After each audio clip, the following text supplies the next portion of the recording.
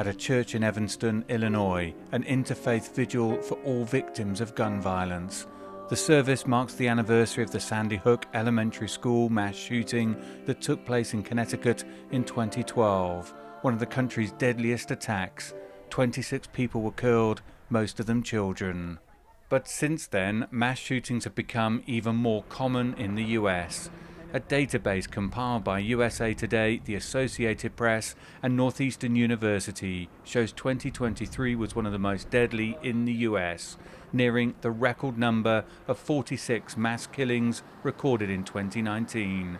The project defines a mass killing as one involving 4 or more people killed, not including the perpetrator. Because it's a complex problem, it requires comprehensive solutions.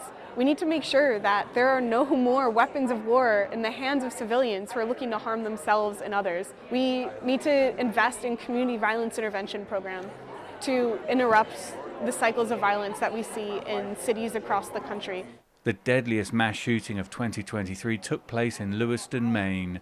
18 people were killed when an Army reservist opened fire at 2 locations before killing himself, while the second deadliest mass shooting of the year took place in Monterey Park, California, during Lunar New Year celebrations.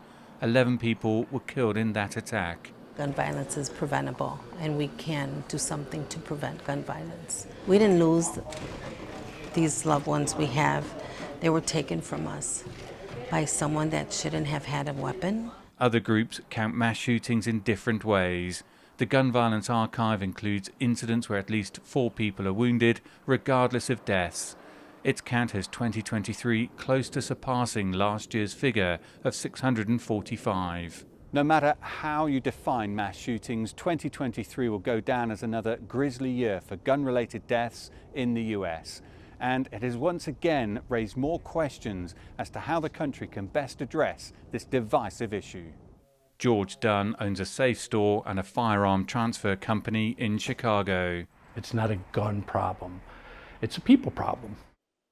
He says he agrees with the introduction of some common sense gun laws, but ultimately he advocates for more guns in society. Arm yourself, be ready, and again, short of disarming everybody, don't you want to be able to protect yourself?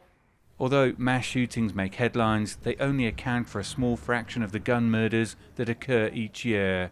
George Velasquez is a violence intervention and prevention program manager, as well as a chaplain in Chicago. How do we take the guns out of those that are doing wrong? So one of the ways that we've been doing this is through violence prevention, going into the streets, more on the intervention side, mediating conflicts between gangs, trying to help those that are on the streets with guns understand that their actions have consequences. It's been more than a decade since the world reacted with horror to the events of Sandy Hook. But the answer to America's mass shooting problem appears further away than ever. Dan Williams, CGTN, Chicago.